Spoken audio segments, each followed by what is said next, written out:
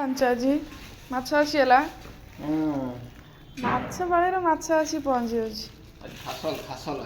ଦେଖାଉନି ଟିକେ ତମର କି ମାଛ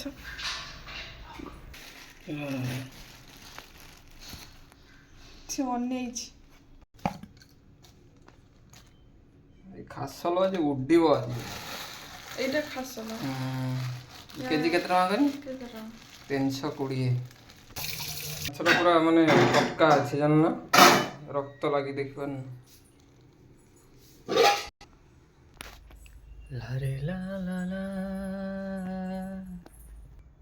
ଯାଅ ଯାଅ ଯାଅ, କଡ଼େଇ ଗରମ ହେଲାଣି। ଇଲିଶି ମାଛ ନା 600-700 ଗ୍ରାମ ଲେଖା ଓଜନ ହବ, 1800 ଟଙ୍କା କିଲୋ କହୁଥିଲା। ଏ ବାବା,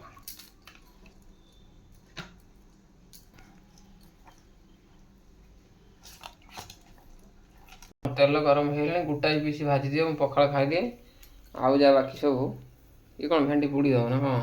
ହଁ ଦିଅ, ଟିକେ ପଖାଳ ଭଲ ଲାଗିବ। ତାତିଗଲାଣି। ହଁ, ଇଏ ଗୋଟେ ଖାସଲ ମାଛ ନା, ଏମିତି ଭଜା ଲଗେଇକି ପଖାଳ ଖାଇଲେ ଭଲ ଲାଗେନି। ଗୋଟାଏ ପିସ୍ ପୁରା ଚୁନ ଚୁନ କରି ପିଆଜ ପକେଇକି ଲଙ୍କା ଦେଇକି ଭାଜିଲେ ବଢ଼ିଆ ଟେଷ୍ଟ ଆସିବ ହେଲା। ସେଟା ଗୋଟାଏ ପିସ୍ କରିବି। ଯେତେ ପ୍ରକାର ଭିଡ଼ିଓ ବନେଇଲେ ସେଥିରେ କ'ଣ ହେବ?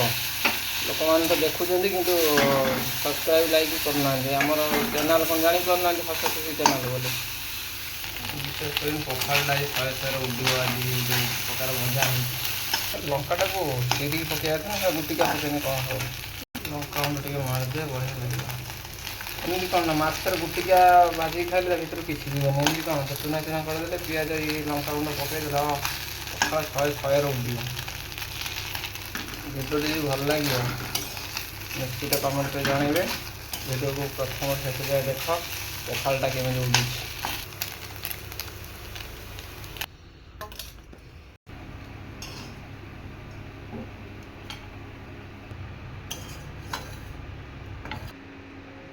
କି ବାସ୍ନା ବେ! କ'ଣ ହେଇଛି? ମାଛ କେମିତି ହେଇଛି? ବଢ଼ିଆ ହେଇଛି। ମୁଁ ଯଦି ଖାଇଥାନ୍ତି ତମ ହାତରେ ଗୋଟେ ଚ୍ୟାଲେଞ୍ଜ କରିଥାନ୍ତି। ନା, ଆଇଁଷ ଖାଇବା କଥା ନୁହେଁ।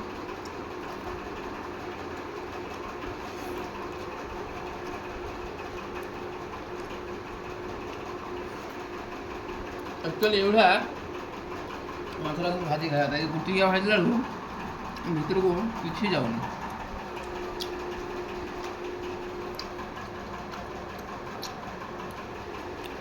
ରାଗ ଫାଗ ଠିକ୍ ଅଛି? Super duper. ଓକେ, ବାଏ ସାଙ୍ଗମାନେ। ଆମ ଭିଡ଼ିଓଟି ଯଦି ଭଲ ଲାଗିଥିବ ଲାଇକ୍ ସବସ୍କ୍ରାଇବ୍ ନିଶ୍ଚିତ କରିବେ। ପ୍ରଥମ ଥର ପାଇଁ ମୁଁ ଏ ଭିଡ଼ିଓରେ କହିଲି